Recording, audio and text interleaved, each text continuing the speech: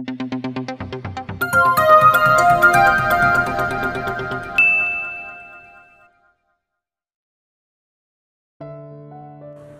sa makaalis ang dalawa kasama si Nathan hindi na si Hannah lumabas pa ng silid.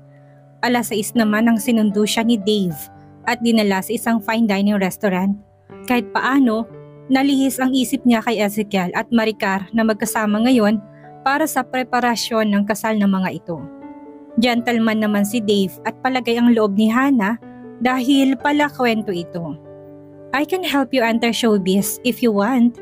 Malay mo pwede tayong maging love team. Biro nito nang tanungin siya kung wala siyang balak pumasok sa pag-artista. I'm too old for that, Dave.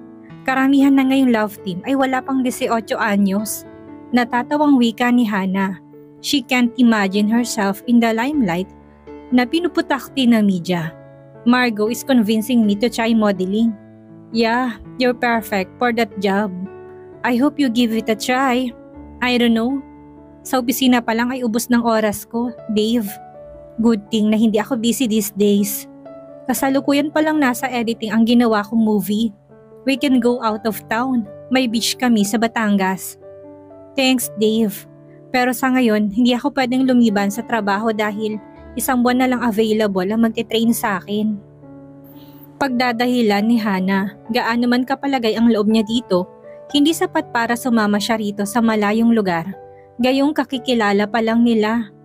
Next time, maybe, inabot ng hanggang 8:00 ang dinner nila ni Dave dahil dumaan pa sila sa isang sikat na coffee shop at doon itinuloy ang pakikipagkwentuhan. Wala pang 3 nang ihatid si Hannah ni Dave sa mansyon. Ipinasya niyang manood ng TV habang nagpapaantok. 11:00 ng gabi na magpasya siyang bumaba sa komedor at maghanap ng anumang makakain. Kumuha siya ng gatas at isang slice ng cake. Nagulat pa siya nang mabungaran si Zane na may dalang bote ng beer. I'm sorry kung nagulat kita. Bakit gising ka pa? Tanong nito sa kanya. Umupo rin ito sa mesa at nakatingin sa kanya habang kumakain. Kumalam ang sikmura ko, sagot ni Hannah. Ito ang unang pagkakataon na nakausap niya ito ng sarilinan. Ikaw, congratulations on your engagement nga pala. Mapaitong ngumiti saka umiling. That marriage will never happen. Alam mo naman sigurong kasal na ako, nailing itong sabi. Nasaan na nga palang asawa mo, if you don't mind me asking? She left me. I was a fool thinking that she had an affair with Ezekiel. I rejected her and our son. Nagtanggal to ng bara sa lalamunan at sinandal ng likod sa upuan. Alam ni Hannah na marami na itong nainom dahil hindi ito tumigil sa pagkakwento.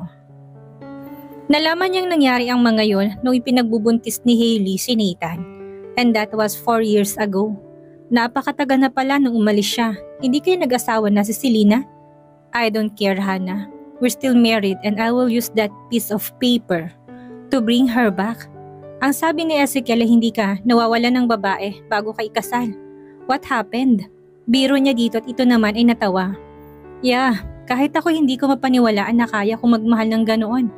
I even gave our marriage a 1-year contract. But I gave in easily. At hindi ko akalaing sa loob ng 4 na taong wala siya ay hindi ko magawang magmahal ng iba. Yes, at kahit pa ilang daang taon yata ang lumipas. Ganun kaming mga Albano, Hannah. We will only love one woman in our lives. Iniwas ni Hannah ang tingin dito at ibinaling sa cake na paubos na. Kung sana'y katulad ito ni Ezekiel ay tatanggapin niyang muli ang dating kasintahan. Pero sa tingin niya ay tinanggap na nito na isa na lamang siyang nakaraan at narito siya para lamang kay Nathan. How are you and Ezekiel? Tanong nito pabalik. Sa ngayon ay malinaw na ang dapat na isagot. We're friends. Kailangan naming maging magkaibigan. Alang-alang kay Nathan. Kung napansin man ng kaharap ang pait sa sinabi niya, hindi niya alam. Pero dahil alam niyang lasing ito ay mas madali sa kanyang sagutin ang mga tanong nito. I'm sorry for what happened to your baby. If you could only knew how devastated he was. Naniniwala naman kaming wala talaga silang naging relasyon ni Hailey. Nakaraan na yun, Zane. May kanya-kanya na kaming buhay ngayon. Hindi ka pa ba matutulog? Tanong niya rito para iwasan na ang iba pa nitong sasabihin. Humiling ito at patuloy sa pag-inom. Nagpaalam naman na siya na babalik na ng silid. Kinabukasan ni maaga si Hana na nagising para maagang pumasok sa opisina. Matapos ng pag-uusap nila ni Zane kagabi, ay naisip niyang tama ang sinabi niya dito. She and Ezekiel should remain as friends, if only for Nathan. Naabutan niya nagkakape ito sa komedor at bahagya siyang ngumiti nang magtama ang kanilang paningin. Good morning, hindi ko alam kung anong oras kayo nakabalik kahapon. Kaswal niya sabi habang gumagawa rin siya ng kape para sa sarili. Mga 10:00 siguro, you were sleeping already. So, how was your date? Seryoso ni Ezekiel na wika. Okay lang, masaya naman siya kasama. So, kailan ang second date niyo? Tanong nito kaagad. Depende kung kailan siya free ulit. Kailangan ko bang itanong na agad? Hindi ba nakakahiya na baka sabihin? Masyado naman ako nagmamadali. Nakangiti ni Hana na sabi nang makitang seryosong mukha ni Ezekiel. Tila nainis ito sa mga sagot niya at seryoso ka talaga sa lalaking yun? Hindi naman masama kung kikilalanin namin ng isa't isa. Single naman siguro siya at malinis ang intention niya. Inubos ni Zeke ang kape, saka tumayo. We'll be leaving in 30 minutes. May meeting ako ng 8:00, wika nito. Mauna ka na Zeke, magta-taxi na lang ako. Sagot ni Hana at kumuha pa ng pagkain para hindi na siya nito hintayin. Hanggat kaya niya itong iwasan ay mas makakabuti. Hindi naman ito sumagot at umakyat ng silid. Hindi si Hana nagmamadaling kumain para mas lalong matagalan siyang umalis. Kahit ang pagligo ay tinagalan niya dahil nagbabad pa siya sa bathtub ng 15 minutes. Itinapis niya ang tuwalya habang kumakanta pa nang lumabas siya ng banyo. Napaigtad pa siya nang makitang nakatayo si Ezekiel sa may tokador niya at nakabihis na ito. Nakita niyang napalunok ito. Agad naman niyang binawi ang pagkabigla at pinilit na maging kaswal. Ang sabi ko, hindi ako sasabay Zeke. Malilate ka sa meeting mo. Let them wait. Sagot nito na ang mga matay hindi inaalis sa kanya. Napatingin si Hana rito na mapagtantong wala itong balak lumabas ng silid. Hindi mo naman ako panonooring magbihis, hindi ba? Tanong niya. Para paghintayin mo pa ako ng mas matagal? Akala mo ba hindi ko napapansing sinasadya mong magbagal para hindi sumabay sa akin? Tila naaaliw ni Ezekiel na wika. 7:00 pa lang naman Ezekiel, bakit kailangan kong magmadali? Kaya nga kita isasabay dahil mahaba pa naman ng oras. Napapikit si Hana sa inis dahil tila na pinapasunod na naman siya nito. Okay fine, hintayin mo na ako sa labas at magbibihis lang ako. I told you, dito kita hihintayin. Kung nagbibiro to ay hindi niya alam. Lalabas ka ba ng silid ko o ako ang lalabas sa ganitong ayos? Sumeryoso naman to't umaktong lalabas ng silid. 15 minutes sweetheart. Otherwise, isasakay kita sa kotse kahit ano pang ayos mo. Pahabol ni Ezekiel. Nasabi bago nito isinara ang pinto. Pagdating sa opisina ay kinamusta siya ni Shari dahil nakita nitong magkasama silang dumating. So, nagkabalikan na ba kayo? Naintriga nitong tanong. Kabaliktaran ang nangyari, Shari. Tama ka, ikakasal na siya at dumating na yung pakakasalan niya. Totoo? Yes. Ipinakilala niya sa akin kahapon dahil nagpunta sa bahay tapos pumunta rin sa hotel para sa venue ng kasal. Nalungkot ang kaibigan sa sinabi niya pero pinasiglan niya ang tinig at ngumiti para ipakitang okay lang sa kanya ang lahat. But maybe she wasn't that good in lying. Okay lang naman ang masaktan. Hindi mo kailangang magpretend sa akin. Yumuko si Hana para itago ang namumuong luha. Tahimik lang si Shari na nakatingin sa kanya. Matututunan ko ring pakibagayan sila ng harap-harapan. Nasimulan ko na kahapon. Mukha namang mabait ang mapapangasawa niya. Kasama nilang pamangkin ko pagpunta nila sa hotel. Hindi ni Hana na itinago ang sakit na nararamdaman. Bakit hindi mo ipaglaban? Naduduwag ako, baka isumbat ni Ezekiel sa akin na iniwan ko siya dati. Na ako rin naman ang lumayo. Pero natural lang naman yon dahil nasaktan ka. You also lost a child. Kahit naman siya'y nawalan din, Shari. Noong mga panahong yun ay hindi ko yun naisip. Nabulag ako ng kaisipang niloko niya ako.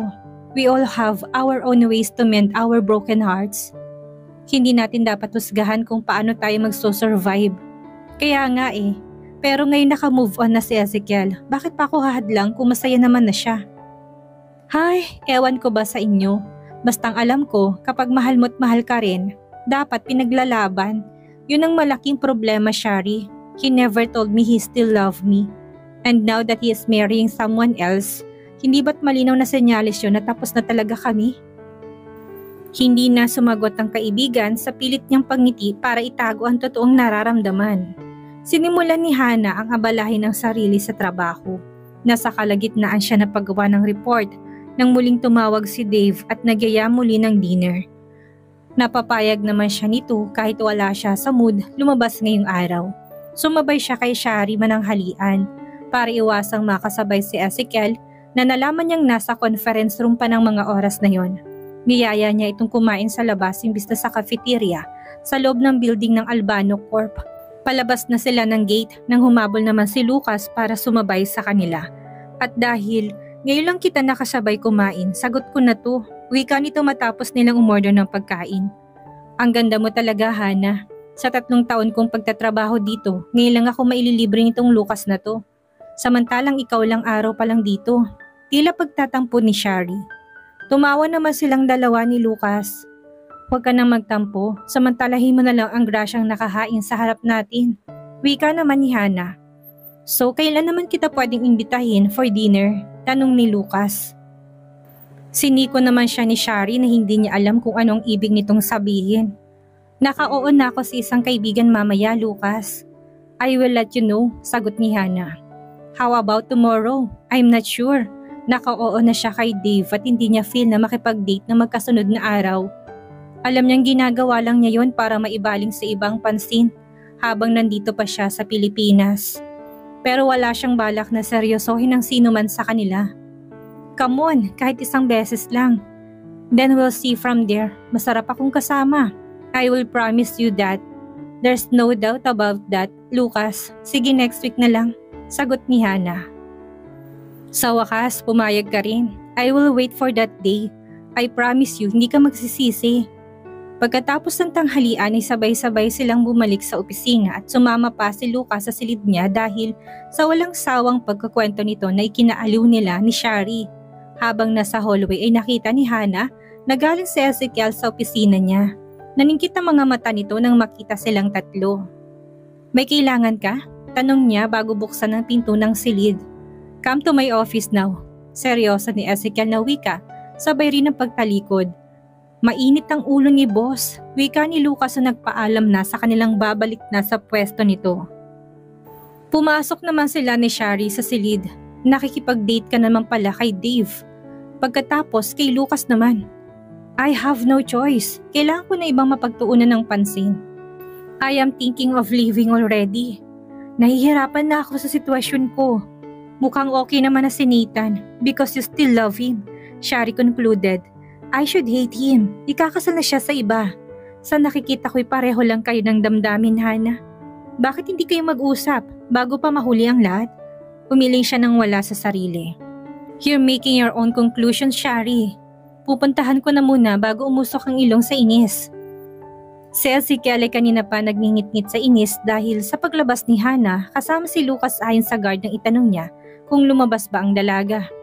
Hindi niya ito nasabihan na hintayin siyang mag-lunch dahil naipit siya sa matagal na meeting sa conference room. Pagdating niya sa opisina, naroon din si Maricar na naghihintay sa kanya kaya't ito ang nakasabay niyang kumain. Aprubahan mo na ang kontrata, Ezekiel. I can't start the wedding preparation without your approval. Wika nito. Napatitig siya sa kaharap habang tuliro pa rin ang isip niya. We still have one big problem. Kaya kong gawa ng paraan ano pa man yan. Wala pa akong bride. What? May kailangan ka?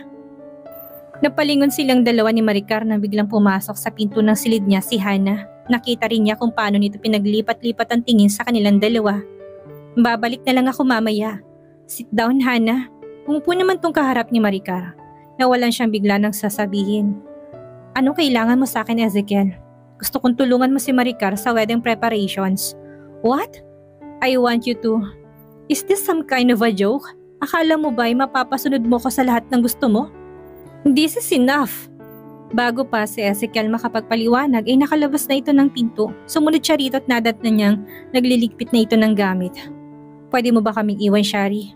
Pakiusap ni Ezekiel sa dating staff at mabilis naman tong lumabas ng silid. Hindi porket pumayag akong samahan si Nathan sa bahay mo ay pumayag ako magtrabaho sa kumpanya mo, ay hawak mo na ako sa leeg, Ezekiel. Hindi kita inuutusan. I am asking for your help. I am going out with Dave later. Sala nito sa sasabihin niya. What? What do you mean what? He asked me out and I said yes. Karapatan ko kung anong gusto kong gawin. Isang marahas na paghinga ang ginawa niya pagkatapos ay ang pagtitimpi. May meeting tayong pupuntahan mamaya. Cancel that dinner with Dave. I am not going with you. Bakit mo ba ako kailangang isama sa mga meeting mo? Sinabi ni Shari na hindi naman siya dati sumasama sa mga meetings mo sa labas. You and Shari are different. Pareho lang kami ng trabaho, Ezekiel. This is not about work. You are preparing a wedding. Panimula ni Hannah. Hindi niya alam kung paano umpisa ng proposal. But it's now or never. The more that I don't want to go. Pagalit nitong sabi. Humanap ka na rin ng kapalit ko rito sa kumpanya dahil hindi na ako papasok. Maayos ng kalagayan ni Nathan. There's no point of staying with you. May naghihintay na kontrata ako sa Singapore, Ezekiel. Kailangan kong bumalik doon. You are leaving me again, he said in a statement. Hindi ko alam kung bakit mo ko pilit inilalapit sa'yo. Kung tungkol lang kay Nathan, kaya mo na yon. If you are going to marry Maricar, just make sure she will treat him like her own. Gusto ko lang masigurong maayos ang kalagayan ng pamangkin ko. Tumaas ang kilay at naningkit ang mga mata ni Ezekiel sa narinig. Saan ito narinig ang ganong kaisipan? Maricar and I are getting married. He almost barked in laughter. Naintindihan niya na ngayon kung bakit ganon ang reaksyon nito kanina. Hindi mo kailangang ulit-ulitin. Tulad na sinabi ko, hindi ako tutulong sa preparasyon ng kasal niyo. Don't worry. I will tell her, but please don't leave the company today. Kung hindi mo gustong pumasok bukas, ay maintindihan ko. Nakita naman ni Ezekiel ang pagkalma nito at muling umupo sa swivel chair. Bumalik siya sa sariling silid at kinausap si Maricar. What? So you mean we are preparing for your wedding, pero hindi pa sumasagot sa iyo ang bride mo? I can't believe it. What can I do? Lahat ng takot ko'y bumabalik kapag gusto kong magtapat. I can't lose her the second time around. She's been dating this Dave. Bukod pa kay Lucas na wala ring tigil sa pagpapapansin. Sino ba naman ako? Another man in her past na walang ginawa ko hindi ang saktan siya. Kung ganun, bakit hindi mo nalang kausapin ng masinsinan nang matapos na yung paghihirap mo? If it's a no, then it's a no. Pero kung mahal ka pa rin niya, 1 buwan na lang ang nakatakda mong kasal kaya mo ko pinauwi dito ng ura-urada. Just give me a little more time. Sa nakita kong reaksyon sa kanya kanina ay may damdamin pa siya sa Zeke. Tila siya maiiyak nang sabihin mong, ikakasal ka na. Yeah, she thought I am going to marry you. Isang ang malaking problema yan. 30 anyos ka na, Zeke. Mas magaling pang manligaw sa'yo ang mga 13 anyos ngayon. Have you lost your charms with woman? Sa pagkakataong ito'y walang silbi ang charm ko sa kaisa-isang babaeng iniibig ko. How ironic.